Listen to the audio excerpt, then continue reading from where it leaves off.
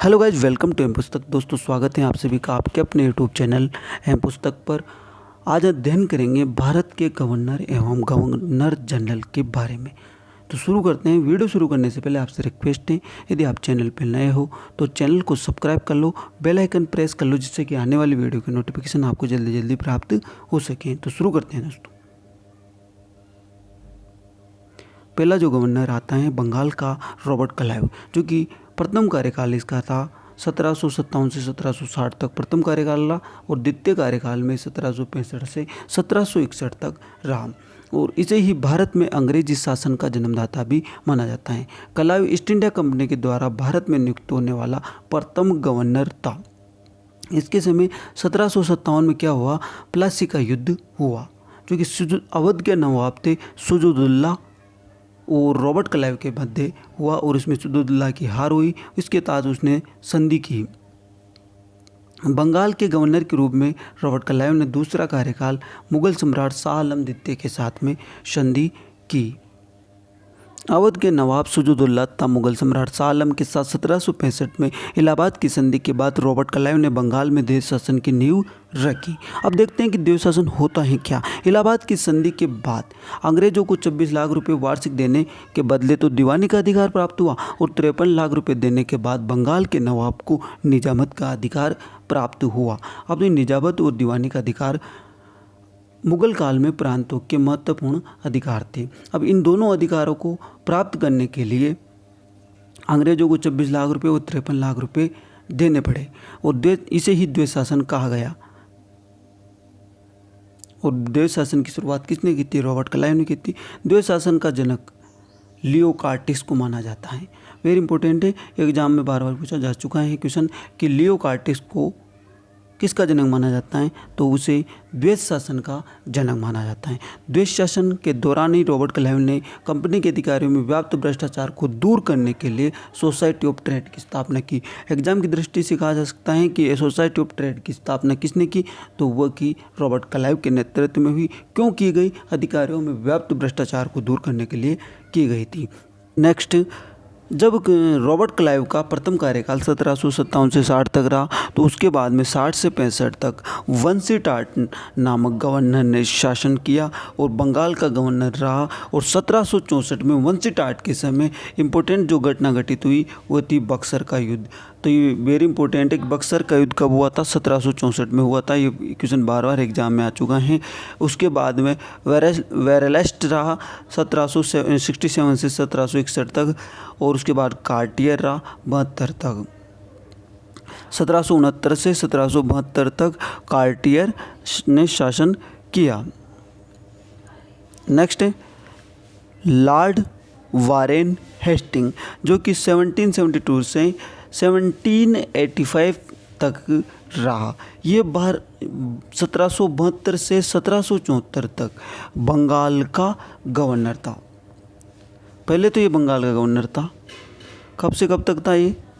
1772 से 1774 तक बंगाल का गवर्नर ये था, और 1774 से 1785 तक बंगाल का प्रथम गवर्नर जनरल। अब बंगाल का प्रथम गवर्नर जनरल कब से कब तक रहा? 1774 से 1785 तक तो बंगाल का प्रथम गवर्नर जनरल रहा, जबकि उसके 2 साल पहले ये बंगाल का गवर्नर भी रहा। अर्थात क्वेश्चन बन सकता है कि बंगाल का गवर्नर वो governor general lord Warren Hasting रहा। और भारत का पिट्स वो पूर्व का क्षेत्रम भी से कहा जाता है। भारत का पिट्स भी कहा जाता है और पूर्व का क्षेत्रम इसे कहा जाता है। इसने दस्तक प्रथा प्रतिबंध किया। इसके द्वारा किए गए इम्पोर्टेंट जो कार्य हैं, दस्तक प्रथा प्रतिबंध कर दिया। पंचवर्षीय भूमि बंदोबस्त लागू किया गया। क्या किया गया? पंचवर्षीय भूमि बंदोबस्त लागू किया गया। देशी रियासतों के प्रति रिंग फेंस की नीति को इसने अपनाया।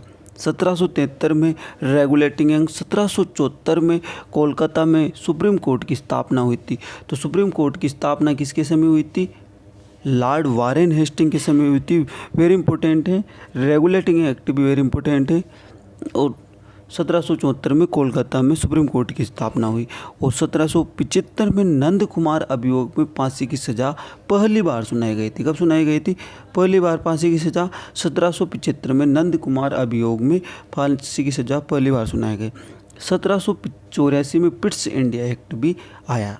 क्या आया? पिट्स इंडिया एक्ट 1784 में आया, जो कि वारेन हेस्टिंग्स के समय आया। गवर्नर जनरल 1773 से 1858 तक भारत में ब्रिटिश शासन का सर्वोच्च अधिकारी रहा। अब गवर्नर जनरल की बात की जाए तो ये 1773 से बनना प्रारंभ हुए, जो कि 1858 तक रहे और भारत में ब्रिटिश शासन का सर्वोच्च अधिकारी यही था। यानी कि ब्रिटिश शासन में जो कंपनी है उसका सबसे राजा टाइप से यही था, प्रमुख यही था। इसके बाद में कोई नहीं था भारत में। नेक्स्ट गवर्नर जनरल जो आया, बंगाल के गवर्नर जनरल हैं दोस्तों। ये एक बात इम्पोर्टेंट ध्यान रखना, अभी ये बंगाल के गवर्नर जनरल हैं, भारत के गवर्नर जनरल नहीं है। भारत में नागरिक सेवा का जनक इसे कहा गया।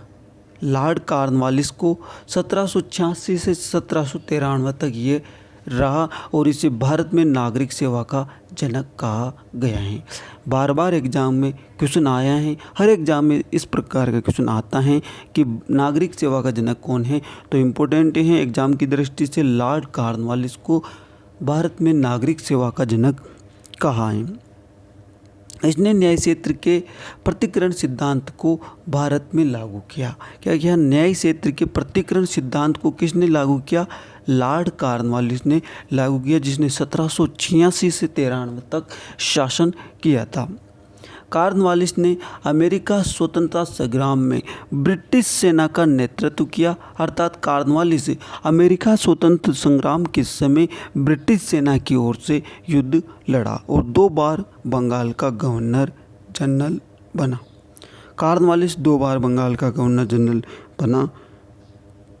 इसने 1793 में कॉर्नवालिस संहिता लागू की थी। कॉर्नवालिस संहिता कब की थी? 1793 में लागू की थी। जबकि 22 मार्च 1793 में भूमि बंदोबस्त की स्थायी प्रणाली बंगाल में लागू कर दी, अर्थात बंगाल के किसानों को भूमि का स्थायी मालिक बना दिया गया। इससे पहले भूमि का पंजीकरण नहीं था, अर्थात उनका किसी भी का नाम नहीं था कि भाई ये किसकी भूमि है किसकी नहीं है। इसके बाद में स्थायी प्रणाली से उनका नामकरण कर दिया गया कि भाई इस व्यक्ति की इतनी भूमि है। 1805 में गाजीपुर उत्तर प्रदेश में इसकी मृत्यु हो गई थी। कब हुई थी? 1805 में हुई थी। लॉर्ड कॉर्नवालिस की मृत्यु 1805 में गाजीपुर उत्तर प्रदेश में हुई थी। और 22 मार्च 1793 में भूमि बंदोबस्त की स्थायी प्रणाली किसने लागू की थी? तो कॉर्नवालिस ने ये लागू की थी। एग्जाम की दृष्टि से भी इम्पोर्टेंट, बार बार एग्जाम में आता है कि स्थायी भूमि बंदोबस्त किसने लागू की थी? तो कॉर्नवालिस ने की थी। और एक इम्पोर्टेंट ये है कि नागरिक सेवा का जनक किसे कहा जाता है? तो वह कॉर्नवालिस को कहा जाता है। नेक्स्ट जो गवर्नर आता है दोस्तों, sir John Shore. Sir John Shore जो कि 1793 से 1798 तक रहा और इसने निजाम तथा मराठाओं के बीच खरदा का युद्ध हुआ। खरदा नामक स्थान पर जो युद्ध हुआ उसे कहते हैं खरदा का युद्ध, और निजाम और मराठाओं के मध्य ये युद्ध हुआ था। 1793 में इसने चार्टर एक्ट आया था, अर्थात 1793 में सर जॉनसन के समय क्या हुआ? चार्टर एक्ट आया था। देसी राजाओं के प्रति तटस्थता की नीति भी अपनाई थी इसने। क्या अपनाई? देसी राजाओं के प्रति तटस्थता की नीति किसने अपनाई? सर जॉन ने। नेक्स्ट आता है लॉर्ड वेल्लेस्ली, जो कि 1798 से 1805 तक बंगाल का गवर्नर जनरल रहा और इसके समय सहायक संधि प्रणाली की शुरुआत हुई थी और इसके तहत इसने हैदराबाद के निजाम से प्रथम सहायक संधि की थी। तो सहायक संधि प्रणाली की शुरुआत कब हुई दोस्तों? वेल्लेस्ली के समय हुई और 1798 में हैदराबाद के निजाम के साथ प्रथम सहायक संधि की। सर जॉर्ज बार्लो 1805 से 1807 तक गवर्नर जनरल रहा और इसके समय वेल्लोर में सिपाही विद्रोह हुआ था। तो 1805 से 1807 तक कौन रहा? सर जॉर्ज बार्लो रहा और उसके समय वेल्लोर में प्रथम सिपाही विद्रोह हुआ। इसके बाद लॉर्ड मिंटो आया और जो कि 1807 से 1813 तक गवर्नर जनरल रहा और इसके समय पंजाब में महाराणा रणजीत सिंह के समय प्रसिद्ध अमृतसर की संधि हुई थी। एग्जाम की दृष्टि से इंपॉर्टेंट है, ये संधि बार बार एग्जाम में पूछी जाती है। उसी प्रकार से वेल्लोर सिपाही युद्ध भी वेरी इंपॉर्टेंट है और प्रथम सहायक संधि जो कि 1798 में हुई, ये भी इम्पोर्टेंट है।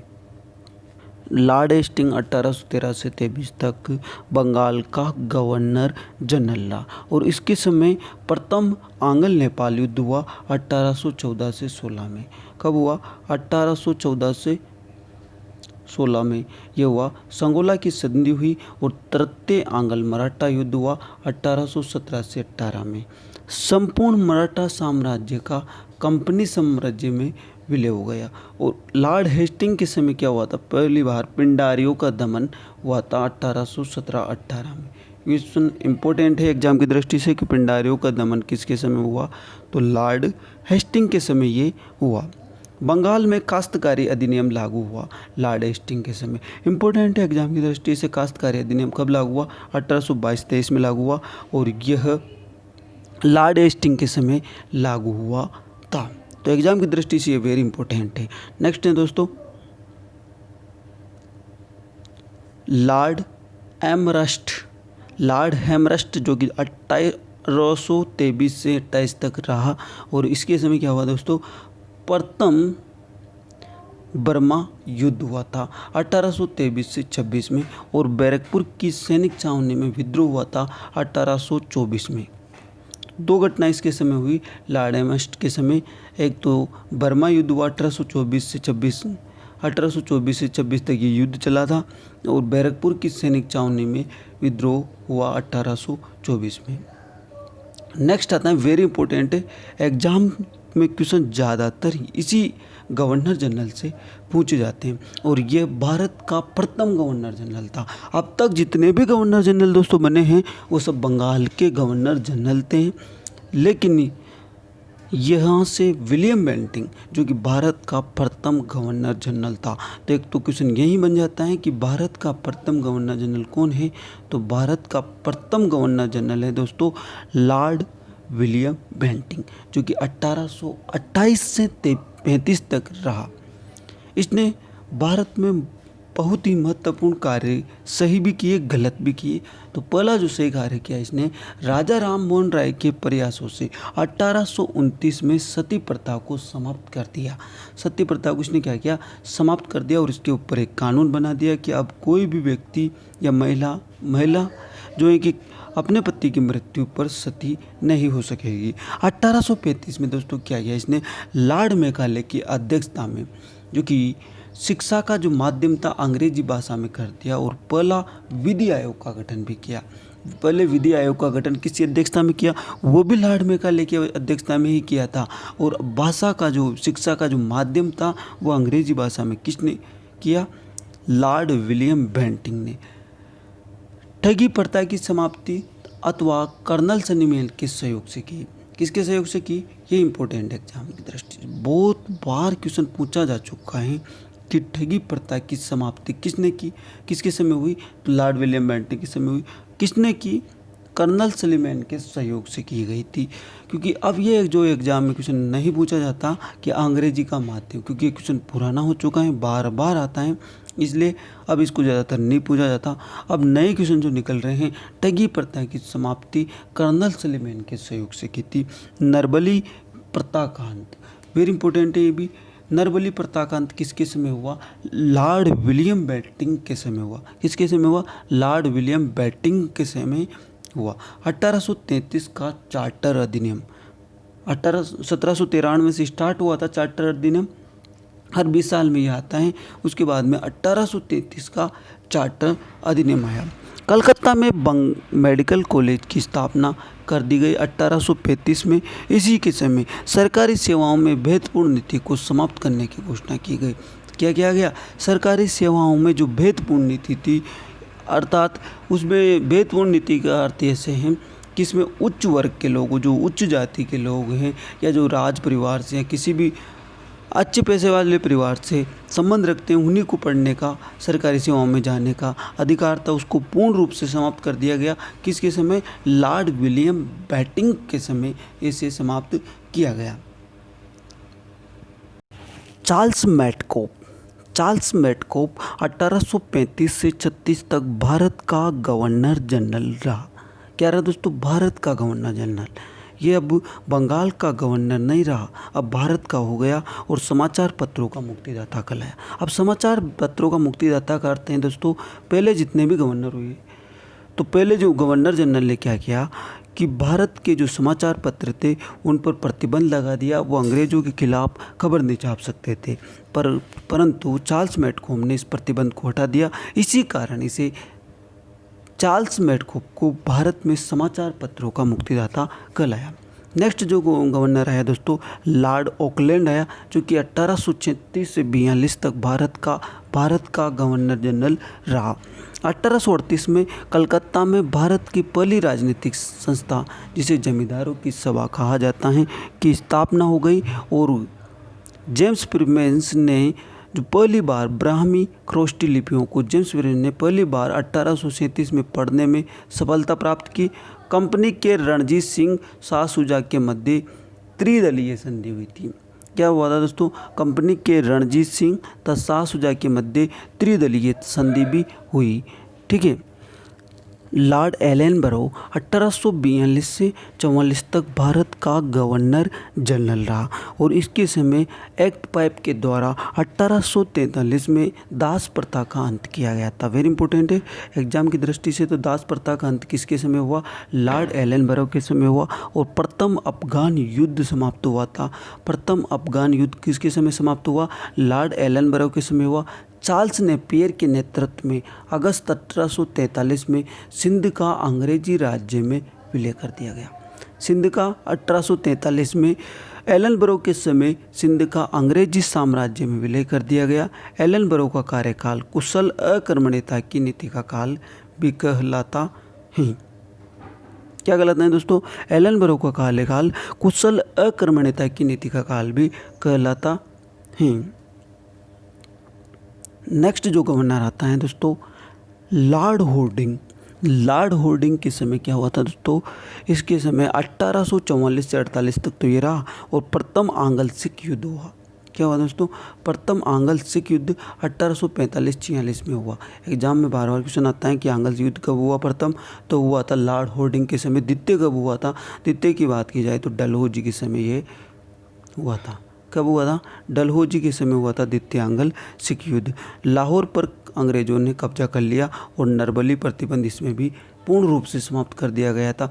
वैसे नरबली विलियम बेंटिंक के समय समाप्त कर दिया गया था, परंतु इसके समय भी वापस से पुनः संशोधन करके एक्ट लाया गया और नरबली प्रथा को बिल्कुल से ख़त्म कर दिया गया। नेक्स्ट है तो इसमें हो गया लॉर्ड होर्डिंग 1844 से 48 तक रहा। प्रथम आंग्ल सिख युद्ध हुआ जो कि 1845-46 तक चला और लाहौर पर अंग्रेजों ने कब्जा कर लिया। क्या कर लिया? लाहौर पर अंग्रेजों ने कब किया कब्जा? लॉर्ड होर्डिंग के समय किया और नरबली प्रथा को समाप्त कर दिया। नेक्स्ट जो आता है लॉर्ड डलहौजी। वेरी इंपॉर्टेंट है, यहीं से क्वेश्चन बार बार आते हैं। विलियम बेंटिंक और डलहौजी से बहुत बार एग्जाम में ज़्यादातर क्वेश्चन यहीं से उठता है दोस्तों। नेक्स्ट है डलहौजी। डलहौजी जो कि 1848 से 56 तक रहा। पहला है कि राज्य हड़प नीति इसने अपनाई, अर्थात इसने राज्यों को हड़प लिया किसी न किसी साम दाम दंड भेद से। तो डलहौजी ने व्यक्तिगत सिद्धांत जो कि राज्य हड़प नीति है सिद्धांत द्वारा ब्रिटिश साम्राज्य में मिलाए गए जो राज्य थे, कौन कौन से राज्य थे? पहले जो इसने मिलाया सतारा, जैतपुर, संबलपुर, बगात, उदयपुर, झांसी, नागपुर को इसने मिलाया। इसके तहत इसने क्या किया? प्रथम जो राज्य मिलाया गया 1848 में, पहला राज्य कौन सा मिलाया था दोस्तों? सतारा को इसने मिलाया। 29 मार्च 1849 को डलहौजी ने पंजाब को अंग्रेजी सेना में मिलाया। तो इम्पोर्टेंट डेट भी इसमें पूछी जाती है कि पंजाब को डलहौजी ने कब मिलाया? 29 मार्च 1849। 29 मार्च 1849 को डलहौजी ने पंजाब को अंग्रेजी साम्राज्य में मिलाया। उसी प्रकार 1856 में आउड्रम के नेतृत्व में नवाब वाजिद अली शाह पर कुशासन का आरोप लगाकर अवध को ब्रिटिश साम्राज्य में मिलाया गया। पंजाब को कब मिलाया? 29 मार्च 1849 को, जबकि अवध को कब मिलाया? 1856 को मिलाया गया। नेक्स्ट जो है, अधिक कर्ज लेने के आरोप में बराड़ नामक राज्य को 1853 में अंग्रेजी साम्राज्य में लॉर्ड डलहौजी ने मिलाया। नेक्स्ट है, इसके समय कौन कौन से युद्ध हुए? द्वितीय सिख आंग्ल युद्ध की अपन ने बताया आपको, द्वितीय आंग्ल बर्मा युद्ध हुआ। तो इम्पोर्टेंट है ये दोनों, द्वितीय आंग्ल सिख युद्ध हुआ, द्वितीय आंग्ल बर्मा युद्ध भी लॉर्ड डलहौजी के समय हुए। 1848-49 में दोनों युद्ध हुए। और संताल विद्रोह हुआ। संताल दोस्तों एक जनजाति है और उसने विद्रोह कर दिया था। इस प्रकार से संताल विद्रोह हुआ 1856 में। सभी विद्रोहों की कंप्लीट डिटेल समझने के लिए आपको लिंक डिस्क्रिप्शन में मिल जाएगा। आप उस वीडियो को देख सकते हो कि कौन सा विद्रोह किसने किया, क्यों हुआ, क्या कारण था, क्योंकि इस वीडियो में अगर समझाया जाएगा तो वीडियो बहुत लंबी हो जाएगी दोस्तों। ठीक है। नेक्स्ट है महत्वपूर्ण कार्य। महत्वपूर्ण कार्य क्या क्या है कि ये शिमला ग्रीष्मकालीन राजधानी तथा सेना का मुख्यालय कहाँ पे बनाया गया? शिमला में बनाया गया। हिमाचल प्रदेश की राजधानी क्या है? शिमला है। नेक्स्ट है कि शिमला ग्रीष्मकालीन राजधानी बनाया। किसने बनाया? लॉर्ड डलहौजी ने। और सेना का स्थायी कार्यालय भी शिमला के अंदर बना दिया गया। ब्रिटिश सेना जो थी 1852 में तार लाइन का आरंभ कोलकाता से आगरा तक किया। कहाँ से क्या तक किया? कोलकाता से आगरा तक तार लाइन, यानी 1852 में पहली बार इलेक्ट्रिक तार लाइन किसका कार्य किया दोस्तों? इलेक्ट्रिक तार लाइन का कार्य कोलकाता से आगरा तक इसने किया। क्या किया था? इलेक्ट्रिक तार लाइन का कार्य कोलकाता से आगरा तक पहली बार लॉर्ड डलहौजी के कार्यकाल में 1852 में हुआ। क्वेश्चन बार बार एग्जाम में आता है कि तार लाइन का कार्य किसके समय प्रारंभ हुआ? डलहौजी के समय हुआ, तो 1852 में हुआ था। डेट भी इसमें ध्यान रखना है आपको। 1852 सन है 16 अप्रैल 1853। वेरी इंपॉर्टेंट, यहाँ पे डेट ध्यान रखनी है आपको दोस्तों। 16 अप्रैल 1853 में प्रथम रेलगाड़ी मुंबई से ठाणे के बीच में चलाई, जो कि कितने मील की थी? 23 मील की थी। बार बार एग्जाम में आ चुका है, इसको सबको याद है। 1854 में भारत में डाक टिकटों का प्रचलन प्रारंभ हुआ। यहाँ पे आपको सन ध्यान रखना है, वेरी इंपॉर्टेंट है, क्योंकि 1854 और 1853 में कन्फ्यूजन होता है। इस प्रकार आपको ध्यान रखना है कि 1854 में भारत में डाक टिकटों का प्रचलन प्रारंभ हुआ। 1854 में वुड डिस्पैच, जो कि भारतीय शिक्षा से संबंधित हैं, भारतीय शिक्षा के विकास में इसका महत्वपूर्ण योगदान भी रहा है वुड डिस्पैच का। चार्ल्स वुड के नेतृत्व में ये आया था दोस्तों। किसके नेतृत्व में आया था दोस्तों? चार्ल्स वुड के नेतृत्व में आया था। इस कारण इसे वुड डिस्पैच या वुड का घोषणा पत्र भी कहते हैं, और इसे ही भारतीय शिक्षा का मैग्ना कार्टा कहा जाता है। क्या कहा जाता है दोस्तों? भारतीय शिक्षा का मैग्ना कार्टा कहा जाता है। अस्तित्व में है 1854 में दोस्तों PWD बोलो या सार्वजनिक निर्माण विभाग की स्थापना की गई थी। क्या किया गया दोस्तों? 1854 में सार्वजनिक निर्माण विभाग की स्थापना भी की गई और लोक सेवा विभाग की स्थापना भी दोस्तों 1854 के लगभग ही की गई है। तो ये था दोस्तों लॉर्ड डलहौजी का कार्यकाल। यहाँ पर आपको इम्पोर्टेंट क्या लग रहा है, जो भी डिटेल आपको दे रखी, वेरी वेरी इंपॉर्टेंट। इससे बार ज़्यादातर क्वेश्चन बन ही नहीं सकता, यहीं से क्वेश्चन आएगा, तो आपको इस डिटेल को कंप्लीट ध्यान रखना है। नेक्स्ट दोस्तों जो आता है लॉर्ड कैनिंग, और ये भारत का प्रथम वायसराय भी बना। और अभी जो अपन पढ़ रहे हैं लॉर्ड कैनिंग के बारे में, ये अभी प्रथम वायसराय रहा। लॉर्ड कैनिंग 1856 से 62 तक भारत में पहले गवर्नर जनरल, फिर वह वायसराय बना 58 के बाद से। 1858 के बाद से डलहौजी के राज्य हड़प नीति, अर्थात डलहौजी ने जो राज्यों को हड़पने का जो नियम बनाया था, नीति बनाई थी, उसको इसने पूर्ण रूप से लॉर्ड कैनिंग ने समाप्त कर दिया। और इसके समय 1857 की इम्पोर्टेंट ही क्रांति हुई थी। 1857 की क्रांति किसके समय हुई? लॉर्ड कैनिंग के समय हुई। एग्जाम की दृष्टि से वेरी इंपॉर्टेंट है। 7 दिसंबर 1856 को ईश्वर चंद्र विद्यासागर के प्रयासों से विधवाओं को पुनर्विवाह का कानूनी अधिकार मिला। क्या मिला दोस्तों? 7 दिसंबर 1856 को ईश्वर चंद्र विद्यासागर के प्रयास से विधवाओं को पुनर्विवाह का कानूनी अधिकार मिला। तो एग्जाम की दृष्टि से ये भी इम्पोर्टेंट है, किसके प्रयासों से मिला था, ये भी इम्पोर्टेंट है, ईश्वर चंद्र विद्यासागर के प्रयासों से। 1859 में पहली बार दोस्तों देश में आयकर लागू हुआ। तो इम्पोर्टेंट है, बार बार किसी भी एग्जाम में पूछा जा सकता है कि देश के अंदर पहली बार आयकर कब लागू हुआ। तो देश के अंदर पहली बार 1859 में आयकर लागू हुआ। 1860 में बजट प्रणाली की शुरुआत की गई। 1860 में क्या किया दोस्तों, लॉर्ड कैनिंग के समय बजट प्रणाली की प्रथम बार शुरुआत हुई थी। उसी प्रकार 1861 में भारत परिषद अधिनियम के द्वारा पोर्टफोलियो विभागीय प्रणाली का प्रारंभ हुआ था। क्या हुआ था, पोर्टफोलियो विभागीय प्रणाली का प्रारंभ हुआ।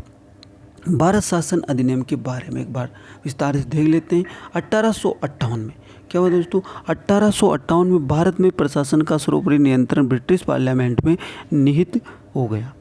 1858 से क्या हुआ, भारत में कंपनी का अधिकार पूर्ण रूप से समाप्त कर दिया गया और इसका जो नियंत्रण है वो ब्रिटिश पार्लियामेंट, ब्रिटिश संसद में कर दिया गया। अब भारत के जो भी कानून व नियम बनेंगे वो ब्रिटिश संसद के द्वारा ही बनेंगे। परंतु इसमें क्या किया, भारत का बार ब्रिटिश सरकार के मंत्री, भारत मंत्री जिसे कहा गया अथवा सेक्रेटरी ऑफ स्टेट दिया गया। ये भी इम्पोर्टेंट है क्योंकि 1858 के बाद ही भारत सरकार या भारत मंत्री या सेक्रेटरी ऑफ स्टेट बनाया गया था। दोस्तों एग्जाम में क्वेश्चन बन सकता है कि कब बनाया गया, तो 1858 के भारत शासन अधिनियम में ही पहली बार मंत्री, भारत मंत्री अथवा सेक्रेटरी ऑफ स्टेट को बनाया गया था। गवर्नर जनरल को क्राउन का प्रतिनिधि भी माना। क्या माना गया, गवर्नर जनरल को क्राउन का प्रतिनिधि माना। वो भारत के शासक के रूप में गवर्नर जनरल तथा देशी रियासतों के संबंध स्थापित करने के समय वो वायसराय कहलाया। क्या है दोस्तों, ये प्रतिनिधि मतलब गवर्नर जनरल को क्राउन का प्रतिनिधि माना। क्या माना, गवर्नर जनरल था उसको क्राउन का प्रतिनिधि माना। वो भारत के शासक के रूप में तो वो गवर्नर था, भारत के शासक के रूप में तो गवर्नर था, जबकि देशी राजाओं के रियासतों से संबंध स्थापित करने के समय वो वायसराय के रूप में कहलाया। और इसके समय नील दर्पण नाटक लिखा दीनबंधु जी ने। किसने लिखा, दीनबंधु जी ने नील दर्पण नाटक को इसी के समय लिखा था। तो धन्यवाद, आशा करता हूँ आपको कि ये वीडियो पसंद आई होगी।